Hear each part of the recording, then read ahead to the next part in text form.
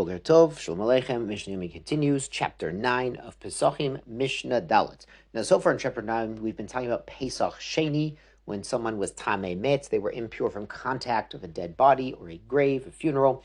Then they're pushed off to bring Pesach in Iyar instead of in Nisan. Now, Mishnah Dalet turns back to a topic we mentioned in chapter 7, that what happens if it's not just a minority, it's not just a few people who are Tamei, but it's a majority of the congregation or all of the Kohanim who are needed to bring the carbon. So then we bring the Pesach in a state of Tumah, and we even eat it in a state of Tumah. Now, Mishnah Dalet starts, HaPesach Sheba B'Tumah. This case, where the majority or all of the Kohanim are Tameim from a kever, from Tumat Met, Lo Yuchlu Mamenu Zavin V'Zavot Nidot V'Yoldot. Those people who are Tamei Met, they can eat the carbon Pesach, which was brought in a state of impurity, but those who can't eat it are the Zav and the Zava, who had an irregular flow. We've mentioned them earlier about bringing the Pesach on their behalf if they're going to become Tahor that night. And Nidot V'Yoldot, those are impure from a regular menstrual cycle or from just after childbirth. Now, these people have a tumah that prevents them from eating kodshim, from eating sacrificial offerings, but because the Pesach that's coming in a state of impurity, it's only really allowed for those who are impure from contact with a dead body. It's not really allowed for people who are impure and disqualified from karbanot for other reasons, like these four. But if they did eat the carbon Pesach, paturin mikaret, they are not liable for the sin, for the punishments for the sin of excision, of karet.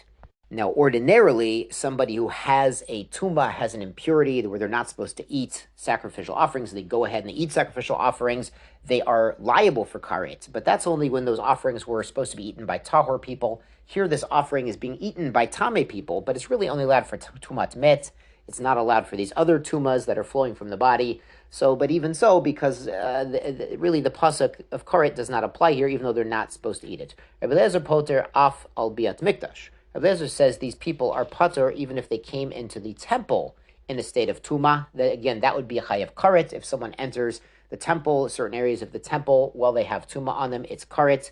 But here in this case, we're allowing people who are tamei met to bring the carbon Pesach, eat the carbon Pesach, if they're the kohanim, to do the avoda, tamei met. So these people who have other tumot are not chayav and karet in this case. Now we'll turn to Mishnah Hey. It's very interesting. Ma bein Pesach Mitzrayim, the Pesach Dorot. What's the difference between that first Pesach we had in Egypt with Moshe Rabbeinu and Pesach for the generations? I've read the Pesach after. Pesach Mitzrayim mikahu mibi asur. The Pesach Mitzrayim, we had a commandment to obtain the animal on the 10th of Nisan, and that was to allow it to be checked so it wouldn't have mum, and it had another reason that Rashi explains in the Pesukim there in Shemot, that the Mitzrayim would say, hey, why did you bring a sheep into your house? Why did you tie up this goat?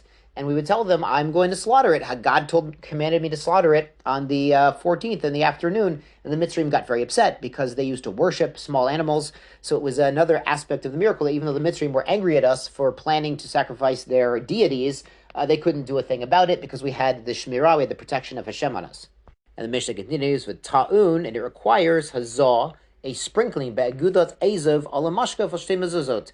And back then, the blood from the carbon Pesach, they had to take a bundle of hyssop and apply it to the lintel, the top of the door, and the sides of the door. This was the famous sign that the angels should pass over the doors of the Jewish houses and not strike anyone inside. The Mishnah adds, V'nechol b'hipazon, and it was eaten hastily, balayla echad, and in one night. So we don't have to eat for the rest of the generations hastily. You can take your time with the Pesach Seder and your carbon Pesach. You don't have to hurry up. And this B'layla Echad refers to the prohibition of Chametz. Pesach Dorot Nohed Kol Shiva. But for the rest of the generations, the Isser of Chametz is all 7 days of the holiday. So that first Pesach, they couldn't have Chametz the day and the night of carbon Pesach. But for the rest of it, it's the entire holiday, as the Pesukim state. Yeshar Koachim, be well.